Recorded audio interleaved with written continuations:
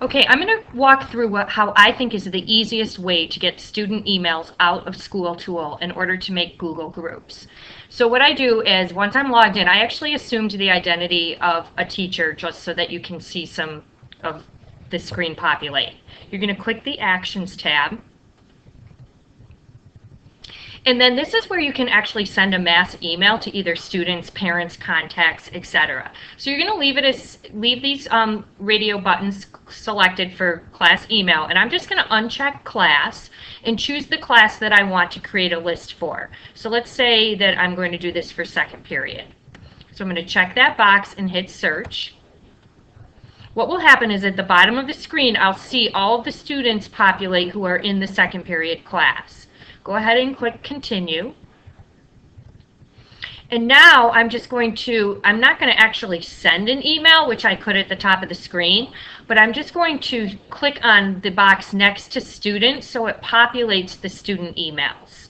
And now in this table down here, I'm just going to highlight the student name and the email address, and then right click and copy this list.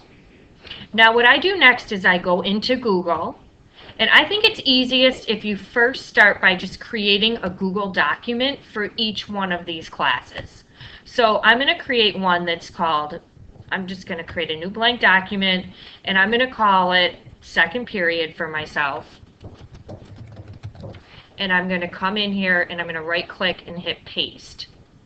And that's just going to paste all of the students and their email addresses. So now I have this file, which is kind of convenient to have, which I will just keep, but I also want to now create a Google contact group for easy sharing.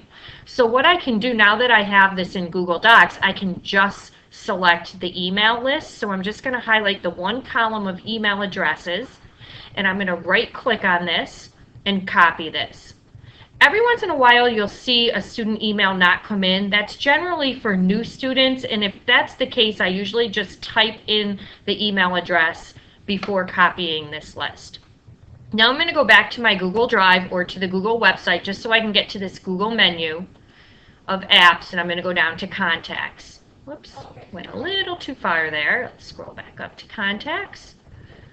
And once the contacts load, on the left-hand side of the screen, if you scroll down, you'll see that I can create a new contact group. So I'm going to click New Group, and I'm going to call it Second Period.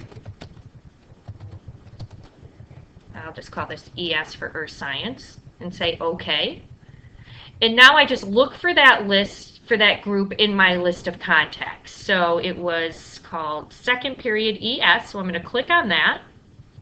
And there are no contacts in this group yet. So I need to click on the Add Contact icon. And I'm just going to right click here and say Paste. And then I hit Add. And it will add all of those 25 contacts into my contact group. So now I have a contact group for second period. And if I went back into my Google Drive, and let's say I had a file I wanted to share with them, I don't know, we'll just say I want to share this with them.